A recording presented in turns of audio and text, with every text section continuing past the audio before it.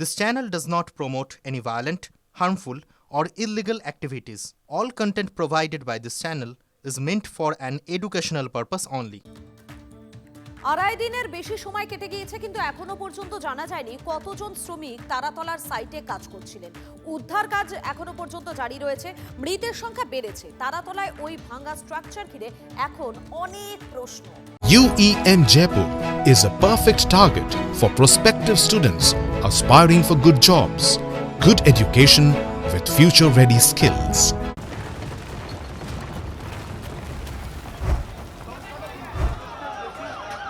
ধ্বংসস্তূপে কি আর কেউ চাপা পড়ে আছেন?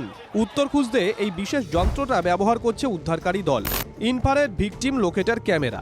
বিজ্ঞানের অত্যাধুনিক প্রযুক্তি সাহায্য করছে উদ্ধারকারী দলকে।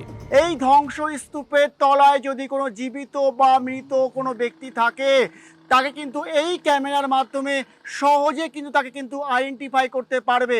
অর্থাৎ ওই জীবিত বা মৃত ব্যক্তির বডির যে হিট সিগনেচার কিন্তু সহজে ক্যাপচার করতে পারবে কিন্তু এই ক্যামেরার মাধ্যমে, এবং তার চারিপাশে যে বাকি জড় পদার্থ থেকে কিন্তু এই ব্যক্তিকে কিন্তু আলাদা করে আইডেন্টিফাই করতে ইজি হবে। যে ধ্বংসস্তূপে এই অত্যাধুনিক প্রযুক্তি কাজ করছে, সেখানে কোনো প্রযুক্তি, কোনো বিজ্ঞানের ব্যবহার করা হয়নি। ব্যবহার করা হলে এই শুকনো মুখগুলোকে হাসপাতালের বাইরে দাঁড়িয়ে থাকতে হতো না, সব হারানো যন্ত্রণা ভোগ করতে হতো না। নিজের প্রাণকে হাতে নিয়ে কাজে আসা। এবার এরা যদি গাফিলতি না করতো তাহলে কিছু হতো না হয়তো। এরা জেনে শুনে গাফিলতি করে এতগুলো মানুষের প্রাণ আজকে চলে গেল। অনেকে আহত রয়েছে, এখন অনেককে তো খুঁজেই পাওয়া যায়নি। এসএসকেএম হাসপাতালের বাইরে জগদ্দলের ধর্মেন্দ্র স্ত্রী আর মেয়ের আবদারে তারাতলায় কাজে আসা হয়নি। নিজে প্রাণে বেঁচে গেছেন, কিন্তু বন্ধুদের জন্য চোখে জল। পরে মেয়ে বললো আমার বাবা যাবা না, তারপরে আমি গেলাম ওইদিকে, গুসা হয়ে মন্দির কাছে চলে গেলাম। তারপরে ফির গেলাম তো না গেলাম। দুটো লোক আমার মদত দাও, আমার সঙ্গে খানা ফানা খায়, আনবে খানা তো আমাকে দিবেন।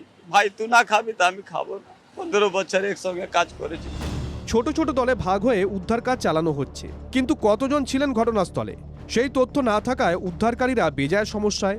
এখনো বোঝাই যাচ্ছে না আর কেউ আটকে আছেন কিনা। তো যারা জীবিত আছে এবং যারা কন্ট্রাক্টর আছে ওদের সঙ্গে কথাবার্তা বলতে ফাইনাল লিস্ট আমরা করতে পারছি না, কিন্তু এদের কাছে ওই রেজিস্টারটা নেই। যেখানে কত লোক সাইটে কাজ করে ওই রেজিস্টারগুলো এরা মেনটেন করেনি।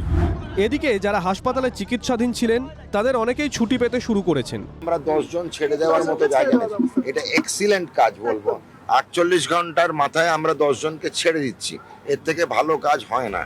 এদিকে তারাতলার ঘটনায় রাজ্য সরকার অ্যাকশন মোডে। কথা মতোই কাজ মুখ্যমন্ত্রীর।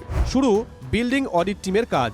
নগরায়ন বা সবটা আটকানো আমাদের উদ্দেশ্য নয়। উদ্দেশ্য হচ্ছে গার্ডেন রিচ থেকে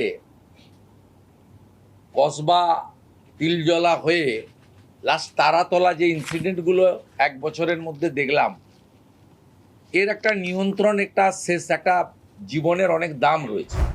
আইনের শাসন লাগু করতে রাজ্য নতুন উদ্যোগে ঝাঁপাচ্ছে, আর প্রাক্তন শাসক দল তৃণমূল অন্যের দিকে দায় ঠেলতে ব্যস্ত। তৃণমূল সাংসদ সৌগত রায় সাজালেন এক হাস্যকর যুক্তি। অডিট হওয়া তো ভালো, কিন্তু এতদিন শুরু হয়নি কেন?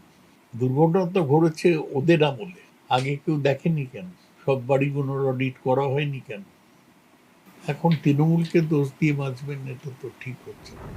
15 বছরে যে কাজটা আপনাদের সরকার করার প্রয়োজন মনে করেনি, সেটা 1.5 মাসে নতুন সরকার করবে। অন্যের ঘাড়ে বন্দুক রেখে আর কতদিন? এই হাহাকার দেখেও অপরাধবোধ কাজ করে না। Bureau report, TV9 Bangla.